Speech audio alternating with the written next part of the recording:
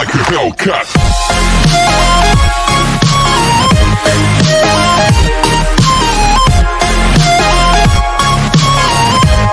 Part 14 की starting में पहले हम रॉकस्टार को देखते हैं, जो कि रोज को बताता है कि मेरे पास एक एलिफेंट है जिसे मैं थाईलैंड से लाया हूँ, क्योंकि वो मुझे मेरे पेरेंट्स ने मेरे बर्थडे पर गिफ्ट किया था। तो ये सुन रोज हंसने लगती है और बोलती है कि एलिफेंट भला कौन किसे गिफ्ट करता है, और वैसे अब वो कहाँ है। जिस पर जब रॉकस्टार ने बताया कि मेरे रूम में, तो ये सुन रोज और जोर जोर से हंसने लगी और पूछती है कि क्या तुम्हारी फैमिली के पास खुद का जू है। तो ये सुन इससे पहले कि रॉकस्टार अपनी फैमिली के बारे में कुछ बता पाता कि तभी वहाँ वही अंकल आ जाते हैं जिन्हें पार्ट 13 में जुंगी ने खाना खिलाया था। वेल इनका नाम मिस्टर गोंग है, जो कि जुंगी को देख उससे कॉकटेल लाने के लिए बोलते हैं और फिर उसे पीने के बाद वहीं बैठकर अपना टाइम पास करने लगते हैं, जिन्हें देखते हुए बाकी सब उनके वहाँ से जाने का इंतजार करते हैं। नेक्स्ट सीन में जीवू की मॉम, जो कि किसी इवेंट की तैयारी करवा रही थी, कि तभी उनके फ्रेंड से गलती से उनके हाथ पर कॉफ़ी गिर गई, जिसे ठीक करने के चक्कर में इन दोनों के हाथ एक बार फिर एक दूसरे से टच हो जाते हैं, जिसे दूर से जीवू के डैड देखकर बहुत ज़ोर से चिल्लाते हैं एंड उस आदमी के हाथ पर ज़ोर ज़ोर से मारने लगते हैं कि तुम्हारी हिम्मत हुई कैसे मेरी वाइफ को टच करने की। जिन्हें जीवू की मॉम खींचते हुए अपने साथ साइड लेकर जाती हैं और पूछती है कि क्या तुम पागल हो गए हो। जीवू के डैड बोलते हैं कि अब मैं सब समझ गया, यानी तुम्हारा इसके साथ अफेयर चल रहा है ना, पर याद रखना मैं तुम दोनों की कभी शादी नहीं होने दूंगा। तो ये सुन जीवू की मॉम इस बात को झुठला ही रही थी कि तभी उनकी नज़र जीवू के डैड के बालों पे गई, जो कि उन्होंने अब पर्पल कलर के करवा रखे थे। आखिर भाई वो जीवू के डैड जो हैं, इसलिए जीवू की मॉम चिल्लाकर बोलती हैं कि जैसा बेटा वैसा बाप, शर्म नहीं आती क्या ऐसा लड़कों वाला फैशन करते हुए, अपनी उम्र का तो ख्याल करो। और फिर बड़बड़ाते हुए वहाँ से चली जाती हैं। वह नेक्स्ट सीन में येजी, जो कि अपनी मॉम के ऑफिस थी, तो वहाँ येजी की मॉम उसको उस दिन के बिहेवियर के लिए डांटती हैं जब वो उनकी फ्रेंड के बेटे से बिना बात करे चली गई थी। तो ये सुन येजी उनकी एक नहीं सुनती और फिर अपनी मॉम को काफ़ी कुछ सुनाने के बाद बोलती है कि अब मैं भी घर छोड़ के जाऊंगी, यानी अब मैं अकेले रहना चाहती हूँ।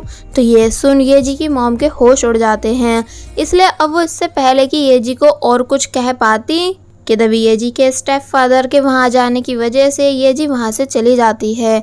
येजी के स्टेप फादर अपनी वाइफ को समझाते हैं कि येजी अब बड़ी हो चुकी है, इसलिए तुम उसको किसी अननोन पर्सन के साथ डेट करने के लिए फोर्स नहीं कर सकती।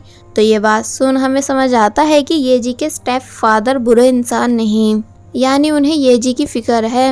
वेल अब नेक्स्ट सीन में हम जीवू को देखते हैं, जो कि कैट के साथ खेल रहा था, मगर जब जैसे ही कैट बाहर गई तो वो उसे लेने के लिए बाहर आता है और देखता है कि जुंगी छुपके से उसके घर के अंदर आ रही है। जीवू सोचने लगता है कि भला ये यहाँ क्या कर रही है, और फिर जब जुंगी छुपके से स्टोर रूम के अंदर जाकर सोती है तो ये देख जीवू काफ़ी ज़्यादा हैरान रह जाता है एंड हैरानी के साथ वापस अपने रूम आकर वो दिन याद करता है जब उसने जुंगी को सुबह सुबह स्टोर रूम से बाहर आते हुए देखा था। इसलिए जीवू समझ जाता है कि जुंगी रोज़ यहीं स्टोर रूम में ही सोती है, इसलिए हंसकर बोलता है कि भला ये यहाँ सो कैसे सकती है।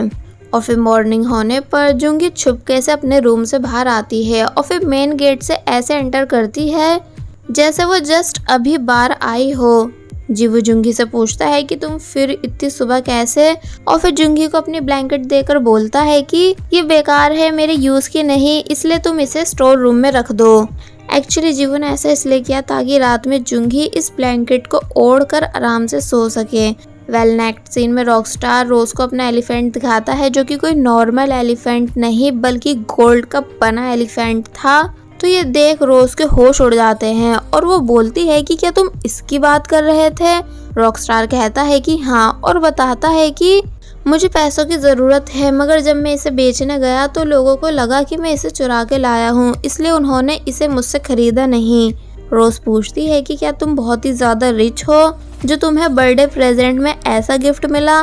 तो इस पर रॉकस्टार बताता है कि हाँ, मेरे पास ऐसा एक और एलिफेंट है मगर वो मेरा घर थाईलैंड में है। अब क्योंकि रॉकस्टार को अपने म्यूजिकल इंस्ट्रूमेंट्स ठीक कराने के लिए पैसों की ज़रूरत है, इसलिए रोज़ उस एलिफेंट की नोज़ कट करने लगती है ताकि मार्केट में इसे आसानी से बेचा जा सके, और बोलती है कि अगर पैसे कम पड़े तो मैं इस पूरे एलिफेंट के टुकड़े टुकड़े कर दूंगी।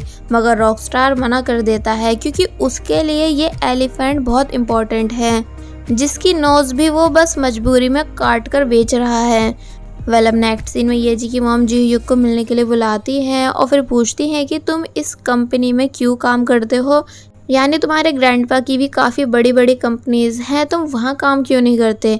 तो इस पर जी युग उन्हें भी वो सब बात बता देता है जो येजी के फादर ने मरने से पहले जी युग से बोली थी, और फिर कहता है कि पर मैं तब भी मिंजू को बचा नहीं पाया, यानी उस रात मैं भी घर में ही था जब मैंने मिंजू को गुस्से से घर से जाते हुए देखा था, क्योंकि आई थिंक उसकी जीवू से लड़ाई हो गई थी, इसलिए मुझे अफसोस है कि काश उस दिन मैंने मिंजू को जाने से रोका होता। तो ये सुन येजी की मॉम हंसकर बोलती हैं कि एक भाई जिसने मेरे बेटे को मारा और फिर कंट्री छोड़ के भाग गया, और दूसरा भाई ये बोल रहा है कि उसे मेरे मिंजू की मौत का दुख है। तो ये सुन इससे पहले कि जीवू की सफाई में कुछ कह पाता, मगर तभी येजी की मॉम बताती हैं कि अब येजी भी घर छोड़कर जाने का डिसाइड कर चुकी है, और मुझे पूरा यकीन है कि वो ये सब जीवू के लिए कर रही है, इसलिए मैं चाहती हूँ कि तुम जीवू और येजी को अलग करवाओ, यानी मेरी बेटी येजी तुम्हारे भाई जीवू के क्लोज नहीं जानी चाहिए। तो ये सुन जीयू कुछ नहीं कहता। नेक्स्ट सीन में रोज जुंगी से साथ में डिनर करने के लिए पूछती है जो रॉकस्टार की साइड से होने वाला है। तो ये सुन जुंगी इससे पहले कि उन दोनों के साथ जा पाती कि तभी जीवू जुंगी को अपने साथ शॉपिंग पर ले जाने के लिए बोलता है, क्योंकि उसे अपनी कैट यानी बियर के लिए सामान खरीदना था, जहाँ जाने के लिए जुंगी को मजबूरन मानना पड़ता है क्योंकि कैट की रिस्पॉन्सिबिलिटी उसकी भी है। मगर जीवू शॉपिंग प्लेस आकर वहाँ कैट का कम बल्कि जुंगी के लिए ज़्यादा सामान बाय करता है, लाइक पिलो, ब्लैंकेट्स, स्नैक्स, ये बोलकर कि तुम इस सभी सामान को स्टोर रूम में रख देना। जुंगी हैरानी से पूछती है कि मगर क्यों, तो इस पर वो बोलता है कि इसलिए ताकि तुम रोज़ या रॉकस्टार में से कोई भी थकान फील करे तो वो स्टोर रूम में जाकर रेस्ट कर सके। तो ये सुन जुंगी खुश हो जाती है। एक्चुअली जीवू जुंगी को ये तो पता नहीं चलने देता कि अब उसे मालूम है कि जुंगी छुपकर उसके घर में सोती है, मगर वो जुंगी के लिए सभी ज़रूरतों की चीज़ें अरेंज करवा रहा है ताकि वो आराम से वहाँ रह सके। आगे बढ़ने से पहले मेरी आप सभी से रिक्वेस्ट है कि अगर आप सभी ने अभी तक हमारे चैनल को सब्सक्राइब नहीं किया है तो आप सभी प्लीज़ पहले हमारे चैनल को सब्सक्राइब कर दीजिए, और साथ ही वीडियो अच्छी लग रही है तो लाइक एंड कमेंट भी कर दीजिएगा। दूसरी तरफ रोज़ और रॉकस्टार जो कि डिनर कर रहे थे कि तभी रोज़ बोलती है कि जब गोल्ड बेचने जाओ तो मुझे साथ में लेकर चलना, वरना लोग तुम्हें फॉरेनर समझ के लूट लेंगे, और रॉकस्टार को अपने हाथ से खाने की बाइट खिलाती है। ये देख रॉकस्टार रोज को काइंड बोलता है और कहता है कि तुम बहुत अच्छी हो। से उसके कोरिया आने का रीज़न पूछती है कि वैसे तुम कोरिया क्यों आए, यानी तुम थाईलैंड में रहकर भी म्यूज़िक सीख सकते थे। तो इस पर रॉकस्टार बताता है कि नहीं, यानी मैं थाईलैंड में चाहकर भी सिंगर नहीं बन सकता, वहाँ लोग मुझे इस बात की परमिशन नहीं देंगे। रोज़ पूछती है कि भला क्यों, यानी म्यूज़िक में ऐसी क्या खराबी जो तुम्हारी फैमिली तुम्हें म्यूज़िक के लिए सपोर्ट नहीं करेगी। तो इस पर जब जैसे ही रॉकस्टार ने बताया इसलिए क्योंकि मैं थाईलैंड का प्रिंस हूँ। तो ये सुन रोज़ के मुंह से जूस बाहर आ जाता है और वो ज़ोर ज़ोर से हंसकर पूछती है कि क्या, अभी क्या कहा तुमने प्रिंस, ये कुछ ज़्यादा नहीं हो गया। माना तुम्हारे पास गोल्ड है पर तुम प्रिंस कैसे हो सकते हो, वो भी थाईलैंड के। अच्छा मजाक था। तो ये सुन रॉकस्टार कुछ नहीं कहता क्योंकि उसे पता है कि उसकी बातों पर लोग यकीन नहीं करते। नेक्स्ट सीन में जीवू जो कि जुंगी के साथ काम करवा रहा था कि तभी उसे येजी की कॉल आई, जिसे सुन वो भागता हुआ येजी से मिलने चला जाता है। और वहीं जुंगी को भी किम योंग की कॉल आती है जो कि उससे मिलने के लिए कहता है। जिसके बाद अब हम किम योंग को देखते हैं जो कि बहुत अच्छे से रेडी हो रहा है जुंगी से मिलने के लिए, क्योंकि आज वो उससे अपनी लव फीलिंग कन्फेस करने वाला है। मगर सॉन्ग हैरानी से किम योंग को देख रहा था और फिर किम योंग के पूछने पर बताता है कि नहीं मैं बस बीमार हूँ इसलिए घर में रहना चाहता हूँ।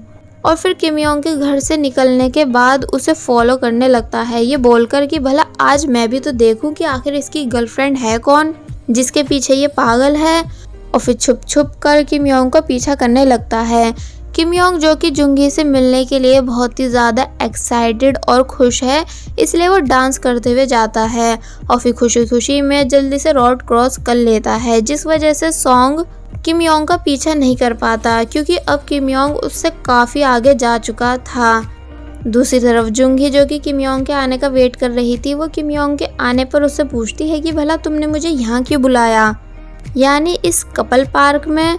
तो ये सुन किम योंग कुछ नहीं बोलता बल्कि बस प्यार से जुंगी को देखता है। और वही जीवू जो कि जब जैसी येजी के अपार्टमेंट पहुंचा तो वो उससे पूछता है कि तुम भला ऐसा क्यों कर रही हो, यानी तुम्हें अपना घर नहीं छोड़ना चाहिए था। तो इस पर येजी बताती है कि मैं यहाँ इसलिए रहने आई हूँ क्योंकि मॉम हम दोनों की लव रिलेशन को एक्सेप्ट नहीं कर रही हैं, इसलिए मैं तब तक घर नहीं जाऊँगी जब तक वो हमारे लव रिलेशन को एक्सेप्ट नहीं कर लेती। तो ये सुन जीवू हैरान रह जाता है। फिर ये दोनों बैठकर बात करते हैं, जहाँ जीवू येजी को समझाने की कोशिश कर रहा था कि उसे ये सब बचपना छोड़ देना चाहिए कि तभी येजी डायरेक्ट जीवू की आईज पे किस करती है और फिर नोज पे।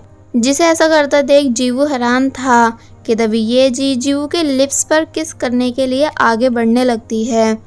दूसरी तरफ किम योंग जो कि जुंगी के साथ बैठा हुआ था, वो जुंगी के पूछने पर बताता है कि मैंने तुम्हें यहाँ इसलिए बुलाया है क्योंकि कल रात में तुम्हें फिंगर से नहीं मार पाया था, जिसका मुझे पूरी रात अफसोस रहा कि आखिर मैंने ऐसा किया क्यों नहीं, यानी वो क्या चीज़ थी जो मुझे रोक रही थी। तो ये सुन जुंगी बोलती है कि बस इतनी सी बात, ठीक है लो तुम अपना बदला पूरा करो, एंड अपनी आईज क्लोज करके किम योंग के सामने अपना फेस आगे कर लेती है, जहाँ किम योंग एक बार फिर जुंगी के फेस को इतने क्लोज से देखता ही रह जाता है। एंड जब आगे बढ़कर वो फाइनली जुंगी को किस करने ही वाला था, मगर तभी कोई बहुत ज़ोर से चिल्लाया, जिस वजह से किम योंग पीछे हो गया। एंड ये चिल्लाने वाला पर्सन और कोई नहीं बल्कि जुंगी का बड़ा भाई सॉन्ग होता है, जो कि जुंगी को कोरिया में किम योंग के साथ देखकर बहुत बुरी तरह शॉक है। जुंगी के भी अपने भाई को देखकर होश उड़ जाते हैं, इसलिए वो काफ़ी बुरी तरह चिल्लाने के बाद वहाँ से भागने लगती है, जिसका सॉन्ग पीछा करता है और बोलता है कि अगर तू पकड़े गई तो आज मैं तुझे जान से मार दूंगा। किम योंग सॉन्ग को शांत कराने की कोशिश करता भी है, मगर सॉन्ग मानता नहीं और बोलता है कि अब तू भी मेरे हाथ से मरेगा जुंगी के चमचे, यानी आज तुम दोनों की ही खैर नहीं। फिर हमें दिखाया जाता है कि जुंगी पकड़ी गई, जो कि बहुत ही ज़्यादा डरी हुई है क्योंकि सॉन्ग उसके ऊपर चिल्ला रहा है ये बोल बोल कर कि तुम कह रही थी कि तुम फ्रांस में हो, भला ये कैसा फ्रांस है। किम योंग सॉन्ग को चुप करवाने की कोशिश करता भी है, मगर वो मानता नहीं, उल्टा किम योंग को भी मारने ही वाला होता है। मगर तभी जुंगी किम योंग की साइड लेते हुए सॉन्ग को रोकती है। देन सॉन्ग जुंगी से पैसे वापस मांगने लगता है जो वो चुरा कर लाई थी। तो इस पर जुंगी कहती है कि वो तुम्हारे थोड़ी यानी मॉम के हैं। तो ये सुन सॉन्ग को और भी ज़्यादा गुस्सा आने लगा और फिर जब जैसी जुंगी ने बताया कि वो पैसे मेरे पास नहीं, यानी मेरी एजेंसी लेडी उन पैसों को चुरा कर भाग गई, तो ये सुन सॉन्ग के होश उड़ जाते हैं और वो हंसकर कहता है कि अरे नहीं, ऐसा नहीं हो सकता, तुम मजाक कर रही हो ना। और फिर किम योंग से पूछने लगता है कि जुंगी झूठ बोल रही है ना। मगर जब किम योंग कोई रिप्लाई नहीं देता तो ये देख सॉन्ग बहुत ज़ोर ज़ोर से रोने लगता है, क्योंकि वो पैसे सॉन्ग की आखिरी उम्मीद थे हीरो बनने की, जो कि अब वो भी उसके पास नहीं। और बस फिर इसी के साथ पार्ट 14 यहीं पर एंड हो जाता है। There was a time when you had me falling to the ground. For next part, please subscribe my channel and hit the bell icon. Thank you. Whoa.